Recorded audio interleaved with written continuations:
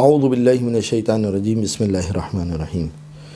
گزشتہ کلپ میں نے آپ کی خدمت میں بیان کیا تھا کہ خدا، رسول اور ائمہ سے جھوٹ بولنے کی وجہ سے، جھوٹ منسوب کرنے کی وجہ سے احتیاط لازم کی بنا پر روزہ باطل ہو جاتا ہے۔ عام طور پہ اس میں دو سوال پریکٹیکل اور کیے جاتے ہیں، وہ یہ کہ مولانا ہم قرآن پڑھتے ہیں، تو جب ہم قرآن پڑھتے ہیں تو ہم سے جو ہے وہ بعض اوقات جو ہے وہ قرآن پڑھتے ہوئے غلطی بھی ہو جاتی ہے، تو کیا ایسی صورت میں ہمارا روزہ باطل ہو جائے گا؟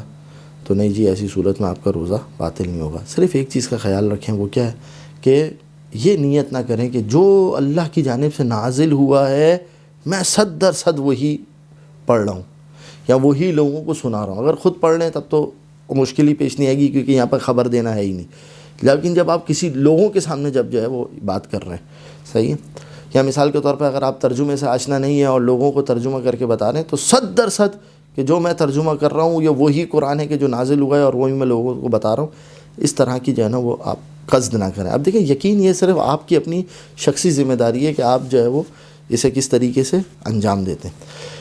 اور اچھا مولانا، وہ قرآن خوانی ہوتی ہے ہمارے یہاں پر، روزے سے پہلے ہوتی ہے، تو بچے قرآن پڑھتے ہیں، اس میں بچے غلطیاں بھی کرتے ہیں، تو جی کوئی مسئلہ نہیں ہے، وہ غلطیاں کریں گے تو انشاءاللہ تعالیٰ سیکھیں گے، تو اس میں جو ہے وہ کوئی حرج نہیں ہے، انشاءاللہ تعالیٰ پروردگار عالم آپ کو اس کی جزائے خیر دے۔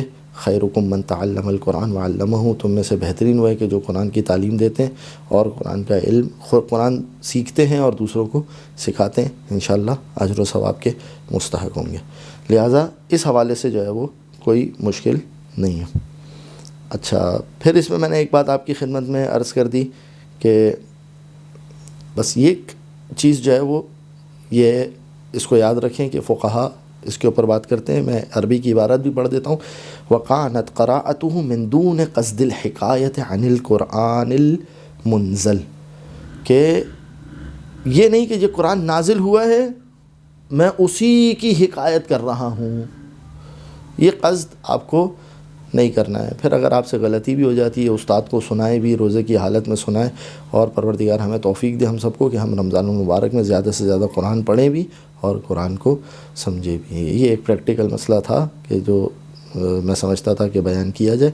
اللہم صلی علی محمد و آل محمد۔ اللہم صلی علی محمد و آل محمد۔ اللہم صلی علی محمد و آل محمد۔